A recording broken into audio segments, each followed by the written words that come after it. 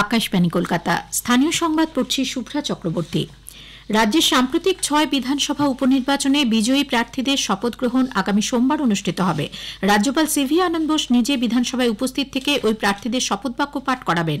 রাজ্যপালের সচিবালয়ের তরফে বিধানসভার অধ্যক্ষকে চিঠি দিয়ে কথা জানানো হয়েছে। উল্লেখ্য, এর আগে উপনির্বাচনে জয়ী প্রার্থী সায়ন্তিকা বন্দ্যোপাধ্যায় এবং ভগবান গোলার রেয়াত হোসেনের শপথ গ্রহণ নিয়ে রাজভবন ও বিধানসভার মধ্যে টানাপোড়েন তৈরি হয়েছিল। রাজ্য সরকার তথ্য প্রযুক্তি সংস্থা ইনফোসিসের নতুন ভবন চালু করার সিদ্ধান্ত নিয়েছে। মুখ্যমন্ত্রী মমতা ব্যানার্জি আগামী 18 ডিসেম্বর নিউ টাউনে 50 একর জমির ওপর এই নতুন ভবনের আনুষ্ঠানিক সূচনা করবেন বলে শিল্প বাণিজ্য দপ্তর সূত্রে জানা গেছে। আসন্ন বিশ্ববঙ্গ বাণিজ্য সম্মেলনের প্রস্তুতি নিয়ে মুখ্যমন্ত্রী গতকাল আলিপুরের সৌজন্য অতিথিশালায় শিল্পপতি ও আধিকারিকদের সঙ্গে যে বৈঠক করেন সেখানেও তিনি বিষয়টি জানান বলে সূত্রের খবর।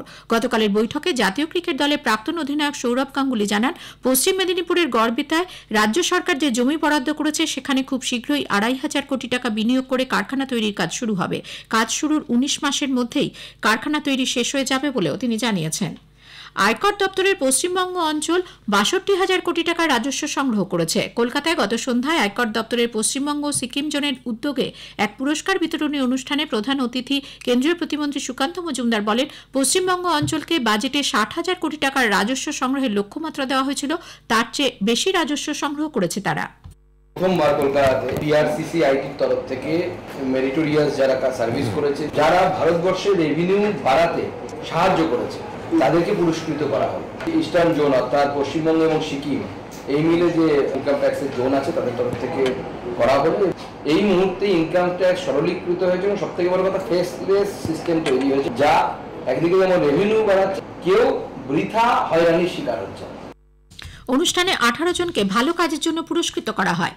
কোচবিহারের দিনহাটা 2 নম্বর ব্লকের সুকারুর কুঠিগ্রাম পঞ্চায়েতের 2 সদস্য আবাস যোজনার ঘর ফিরিয়ে দিয়েছেন। তৃণমূল কংগ্রেসের উপপ্রধান মাহবুবুর রহমান তার মায়ের নামে এবং তার এক ভাইপোর নামে বরাদ্দ ঘর প্রত্যাহারের জন্য আবেদন করেছিলেন। তাদের দাবি তারা যথেষ্টই সচ্ছল, তাই এই ঘর তাদের প্রয়োজন নেই। অন্যদিকে দিনহাটা 1 নম্বর ব্লকের ওকরাবাড়ি গ্রাম পঞ্চায়েতের তৃণমূল কংগ্রেসের পঞ্চায়েত প্রধান সাবিনা সুলতানা তার স্বামীর নামে আসা ঘর ফিরিয়ে দেওয়ার আবেদন করেছেন।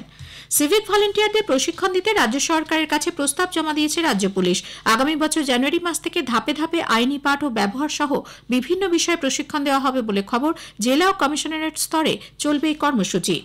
সংখ্যালঘুদের সুরক্ষার জন্য সব রকম ব্যবস্থা নিতে ভারত বাংলাদেশকে আহ্বান জানিয়েছে। বিদেশ মন্ত্রকের মুখপাত্র রণধীর জয়সওয়াল গতকাল সাংবাদিকদের বলেন, এ বিষয়ে ভারতের অবস্থান অত্যন্ত স্পষ্ট, স্বচ্ছ এবং নিরপেক্ষভাবে চিন্ময় কৃষ্ণ দাসের বিচার হবে বলে ভারত আশা করে। এদিকে ইস্কনের সন্ন্যাসী চিন্ময় কৃষ্ণ দাসের গ্রেপ্তারির আঁচ পড়েছে এই রাজ্যেও। বিজেপি আজ দক্ষিণ কলকাতার যাদবপুর ও উত্তর 24 পরগনার বারাসাতে 2টি প্রতিবাদ সভা করবে। বাংলাদেশ সহ সর্বত্র সংখ্যালঘুদের উপর নির্যাতন বন্ধ করার দাবিতে সিপিআইএম মিছিল করবে মুকুন্দপুর থেকে অজয়নগর মোড় পর্যন্ত। এ বিষয়ে উদ্বেগ প্রকাশ করেছে কংগ্রেসও। প্রদেশ কংগ্রেস সভাপতি শুভঙ্কর সরকার বলেছেন, যে কোনো রাষ্ট্রের দায়িত্ব সংখ্যালঘুদের নিরাপত্তা ও সুরক্ষা দেওয়া। অন্যদিকে এই বিষয়ে ইস্কন কলকাতা সহ সভাপতি রাধারমন দাস বলেন, ইস্কন একটি অরাজনৈতিক সংগঠন, তাদের যে সমস্ত ভক্ত বাংলাদেশে রয়েছেন তারা যাতে নির্ভয়ে সেখানে ধর্ম পালন করতে পারেন এবং সুরক্ষিত থাকেন, সেটাই তারা চান। মুর্শিদাবাদের বেলডাঙ্গায় সাম্প্রতিক গোষ্ঠী সংঘর্ষের ঘটনায় কেন্দ্র ও রাজ্যের যৌথ তদন্ত রিপোর্ট তলব করেছে কলকাতা হাইকোর্ট। এর আগে আদালত কেন্দ্র ও রাজ্যের কাছ থেকে আলাদা আলাদা রিপোর্ট চায়, কিন্তু সেই রিপোর্টে সন্তুষ্ট হতে না পেরে 2 বিচারপতি হরিশ ট্যান্ডন ও হিরণময় ভট্টাচার্যের ডিভিশন বেঞ্চ নতুন করে এই রিপোর্ট জমা দিতে বলেন। ভারতীয় জাল পাসপোর্ট তৈরি করার অভিযোগে পার্ক স্ট্রিট থানা এলাকা থেকে এক বাংলাদেশি অনুপ্রবেশকারীকে পুলিশ গতকাল গ্রেপ্তার করেছে। মার্কুই স্ট্রিটের একটি হোটেলে ওই অভিযুক্ত গত 2 বছর ধরে কাজ করছে বলে জানা গেছে। বাংলাদেশের মাদুরাপুরের ওই বাসিন্দা রবি শর্মা নাম নিয়ে থাকছিল, তার আসল নাম সেলিম মাতব্বর। 30তম কলকাতা আন্তর্জাতিক চলচ্চিত্র উৎসব শুরু হচ্ছে 4 ডিসেম্বর। এবারই প্রথম উৎসবের উদ্বোধন হবে আলিপুরে ধনধান্য প্রেক্ষাগৃহে। এবছর এই উৎসবের ফোকাস কান্ট্রি ফ্রান্স।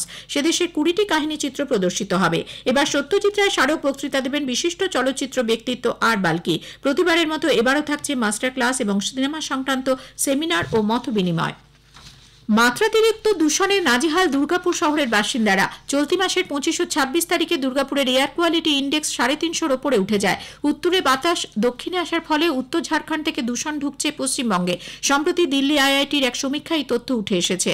দূষণ মোকাবিলায় রাজ্য দূষণ নিয়ন্ত্রণ পর্ষদের আধিকারিক সুব্রত ঘোষ গতকাল দুর্গাপুরে পশ্চিম বর্ধমানের 100টি কারখানা কর্তৃপক্ষের সঙ্গে বৈঠকে মিলিত হন। দূষণ নিয়ন্ত্রণে আসানসোল ও দুর্গাপুরের কারখানাগুলিকে সতর্ক করার পাশাপাশি ত্রিস্তরীয় গাছ লাগানো লাগানোর ব্যবস্থাও নেওয়া হচ্ছে।